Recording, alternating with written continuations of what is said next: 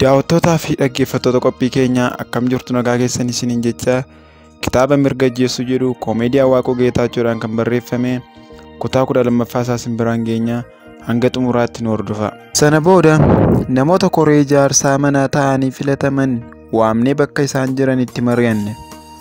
Konkolaataa jiru hundumaa isaan akka baasan, baasii fi galii hundumaas akka to'atan waliif galle.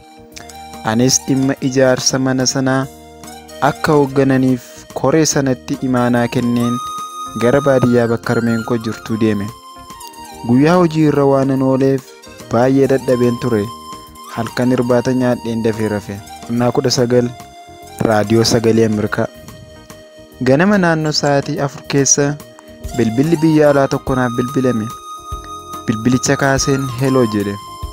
Heloo akkam jirta? Ani namoo daandiin jedhama.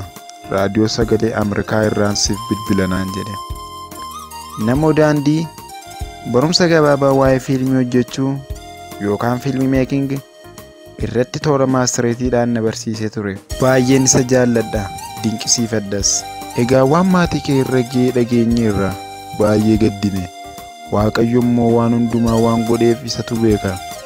Akka maatii kee jajjabaattee obbolaan kee hoo naan jedhe. Hunduu jajjabaanneerra Waaqa galatu jedheen deebiseef. Akkam amma maal gochaa jirtu, maalirra jirtu naan jedhe.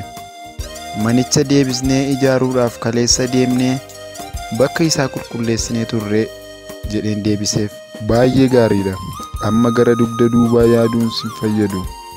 Rakkoon kun hunduu ni darba.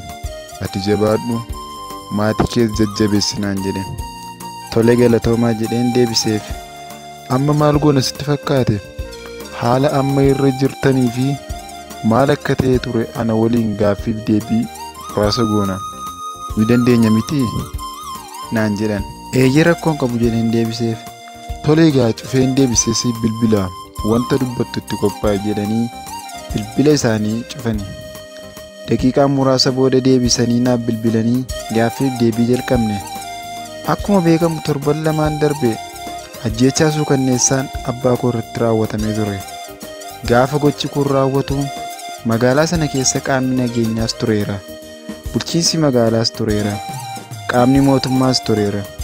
Garuu qaamni mootummaa sun dirqama heera mootummaa eegsisuu, dirqama seeraa eegsisuu itti laatameen sana baachuu hin dandeenye. Fakkeenyaaf manni keenya galgala sa'aatii 5 kaasee hamma ganama sa'aatii 3tti ibiddi guutummaan guutuutti irraa hin dhaamne. Abbaan koos galgala kan ajjeefame ta'eetu jiru reeffi akka lafaan kaane godhamee hamma bari'ee ganama keessaa sa'aatii 3tti reeffi isaa kan lafarratti gatamee ture jechuudha. Kana hundumaa poolisitti iyyachuuf yeroo yaalamu poolisiin magaalaa sanaa maatii koof birmachuu hin dandeenye. Maaliif? Erga gochi kun raawwatame booda yeroo waajjira poolisii deemnee gaafannu qaama olaanurraatii ajajamnee turre. Ajaja qaama olaanaatiin waajjira poolisii keessaa hin bahinaa jedhamnee turre. Kanaaf baanee yakka sana to'achuu hin dandeenye naan jedhan. Qaamni olaanaa kun eenyu akka ta'e ifatti waan isinitti himan jiraa? Wanti ifatti nutti himan hin jiru. Garuu ajajamneetti nuun jedhan. Gara godinaa yeroo nuti adeemnu ammoo qorannoo sana caasaan nageenya magaalaa Najjoo humna dabalataa barbaanna nuun jenne jedhanii waajjira poolisii magaalaa Najjootti nu deebisan. Akka haasa'amaa jirutti namoonni ajjeechaa kanatti shakkaman qabamaniiru kan jedhudha. Dhugaadhaa kun? Eeyyee dhugaadha. Haasaan akkasii ni jira. Gama mootummaa naannoo Oromiyaati qaamota bilisummaadhaaf falmina jedhantu gocha akkanaa raawwate kan jedhutu irra deddeebi'amee dubbatamaa ture. Kanarraa ka'uudhaan adda bilisummaa Oromoo gaafannee dubbii himaan dhaabichaa gocha kana keessaa harka hin qabnu. Waraanni bilisummaa Oromoos kana hin raawwanne namoota yakka kana raawwatan waboon qabee uummatatti dabarsee kenneera kan jedhu dubbatan. Isin akka maatiitti maal kan isin argitan? Shakkamtoonni qabaman jedhaman kun eessaa dhufan? Shakkamtoonni wabootiin qabaman jedhaman kun jiraattotuma magaalaa Najjooti. Qaamni nageenyaa naannoo sana jiru seera kabachiisuu dadhabuu isaa irraan kan ka'e balaan hammasii maatii koo irra ga'e. Inni lammaffaan balaa kanallee akka qorataniif waajjira poolisiitti yeroo iyyannu namoota to'annoo jala oolchuu hin dandeenye. Yakka sana qorachuufis fedhii gahaa hin qaban. Namootuma yakki kun yeroo raawwatu utuu akka yakki sun raawwatamaa jiru beekanii waajjira poolisii keessa ta'aa turaniin deebi'ee yakki sun akka qoratamu ta'aa jira.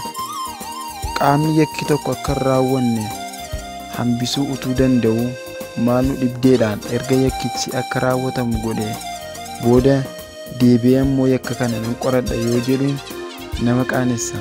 Hamilee ittiin yakka ittisuu utuu danda'anii dhiisan kana deebisanii qoratan hin qaban. Mee gara warra shakkamtootaattan si deebisa. Namoonni shakkaman qabamanii jiruudha kanati jette. Eenyummaan namoota kanaa beekamaadha? Maal inni eenyummaan namoota kanaa?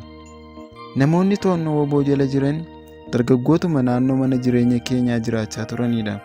Odeeffannoo bakkee irraa arganne immoo dargaggoonni kun gurmaa'anii nama waraanuu, mana namaatti dhagaa darbachuu fi wantoota kana fakkaatan kanaan duras gochaa turan kan jedhudha. Wanta haati kun itti himterraa yoon isiniif qoodee gidduu sana abbaa koof bilbilli bilbilamee doorsifamaa ture jedhan.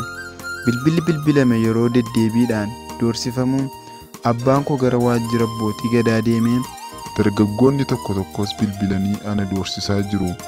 Yoo wanti ani balleesse jiraate isaaniin na waamtanii yoo waan dogoggoraa na hubatan qabaatan dhiifaman isaan gaafadha jedhee abbaa gadaa wajjin haasa'ee gale. Guyyaa gaafa galgala isaa ajjeefamu sana. Kanaaf madda ajjeechaa kanaa sirriitti hin beekamne jechuudha. Maddi isaa wanta beekame hin jiru. Nuti garuu akka maatiitti kan garaa keenya nu gubu qaama wanti kun akka raawwanne utuu ittisuu danda'u dhiisee fi erga raawwatame booddee dhimma kana qulqulleessuuf dhibaa jiru kanaadha. Akka maatiitti akka facaanu kan godhe akka mileen keenya cabu kan godhe warra seera kabachiisuu dhiisee sana booda immoo dhugaa badee barbaaduu irra warra of qusataa jiruudha jennee amanna. Gama tokkoon shakkamtoonni kun to'annoo waboo jala jiru jedhama. Gama biraatiin ammoo harka poolisii jiru jedhama.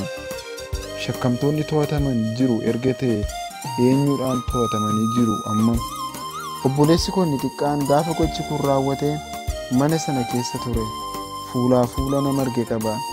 Nama inni arge sana garuu gaafa poolisii magaalaa Najjootti beeksisnu nama sana to'achuuf fedhan qaban ture. Erguma nama sana to'ataniyyuu yeroo nuti dheengadda deemnee gaafannu ragaa quubsaa irratti hin arganne waan ta'eef mirga wabiidhaan gadi lakkisuuf jenna jedhan. Sababa kanaan wal qabatee namoonni to'ataman kan biroon jiru ana. Sababa kanaan wal qabatee har'a namni tokko dabalataan to'annoo poolisii jala akka oolee odeeffannoo argadheen jira. Isaan kun warra waboon qabe waliin tokko moo adda jechuudha? Odeeffannoo bakkee irraa arganneen jarri akka kana raawwatan jedhamanii shakkaman wal faana akka gurmuutti socho'aa akka turanidha. Warri waboon to'atee jirus warri magaalaa keessaa akka poolisiin to'atuuf watwaachaa jirru kunis jechuudha. Garuu abbaan alangee magaalaa Najjoo kaleessa akka nutti himetti shakkamtoota sana dhaqaa qabaa jennee maqaa isaanii tarreessinee poolisiitti yeroo laannu poolisoonni shakkamtoota qabuuf hayyamamoo hin taane. Isaaniyyuu nu jalaa miliqaa jiru nuun jedhan. Kanaafiyyuu namni seeratti dhiyaate hin jiru namoota shakkaman keessaa. Seeratti dhiyaachuun haafuuti warra to'ataman gadi lakkisaa jechaa jira waajjirri poolisii. Qorannaan gaggeeffames hin jiru. Gaafa gochi kun raawwate poolisiidhaan kottaa reeffa qoradhaa jedhanii turan. Isaan garuu fedhan qabaanne. Kun immoo ragaan tokko tokko akka dhokatuuf itti yaadamee waan godhame natti fakkaata anaan. Utuu reeffi qoratameera ta'ee bu'aa qorannoo reeffaa sana irratti hundaa'anii deemsa seeratti fufsiisuun ni danda'ama waan ta'eef maal amma ijoollonnaan keessan maal akka ta'u barbaaddu?